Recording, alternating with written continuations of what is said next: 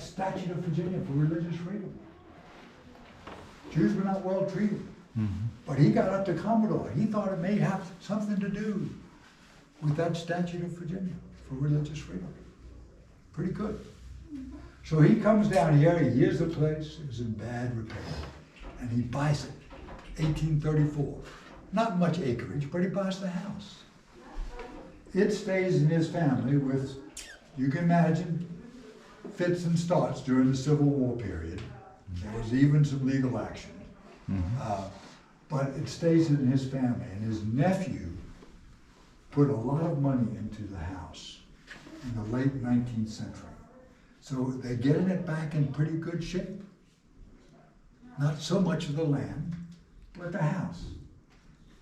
Well, they finally were persuaded to sell it. I don't think they really wanted to sell it. You know, there was quite a lot of prejudice.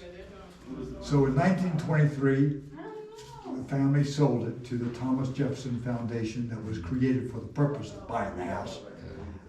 And we've had it for 100 years. Well, we can't go back over that history, but at least the house has been made available to you, the public, so we can see it. We can learn from the past to the extent that we're able, you know, so I'm so glad you've come for that And to the reason. Levy family. Read Saving Monticello. It's a book about Uriah Phillips. Oh, we've read it. Oh, you know about it. We are Levys. This is Oh, this. hallelujah. My grandmother, her mother, summered with her uncle at her Uncle Jeff's place. Really? Jefferson Levy, yeah. Oh, Uriah was Thank my you. great, maybe 3 greats uncle. Yeah, something like that. And- And that's My mother used Rachel's. to summer here. it's great to have you. Would you like Thank to you. say anything else? You know this. I mean, no, I'm thrilled to be here myself. Yes, you are. And I came first when I was 10 in 1940. I'm 92.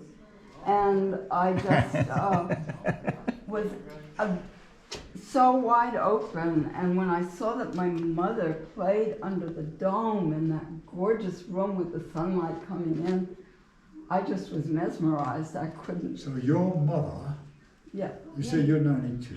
Yes. So your mother, 120 years ago, She or was born something, in 1901. And she summered here with her Uncle Jeff.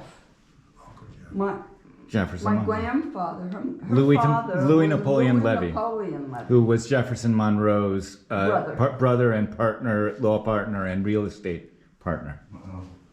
Thank you. I'm going to have to do a little more research so I can tell others that Well, detail. the explanation is in that appendix of the Leapson book of the whole how we're. It doesn't go to us. Oh, but- it's in there. Thank you. Wonderful to have you. But thank you for mentioning our role. We were here in 30 years ago, 40 years ago, before the previous curator, and that grave was in disrepair, and they didn't want to talk about how the Levys were. But we did have it for 90 years. And looked after it. Wow. Restored it in wonderful ways. And I know about some of the arm twisting that went into the sale. Yes. It's a formidable mansion. It's fabulous. Yeah. Well, isn't it great that we could do that? Now, let's close on one quick note, because it's unusual for a president to accomplish one good thing.